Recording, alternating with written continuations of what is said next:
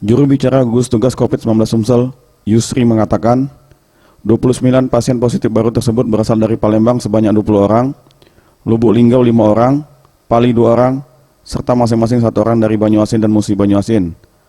Total kumulatif pasien positif per 8 Juni 2020 menjadi 1.158 orang. Sementara untuk jumlah pasien yang sembuh kembali mengalami peningkatan.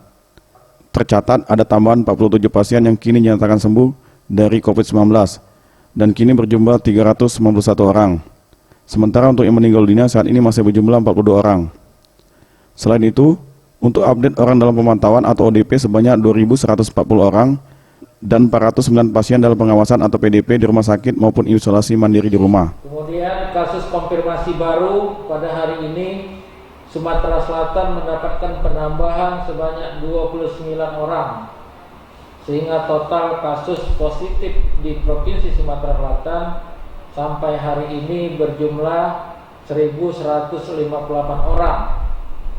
Namun dari jumlah itu, Sumatera Selatan secara total.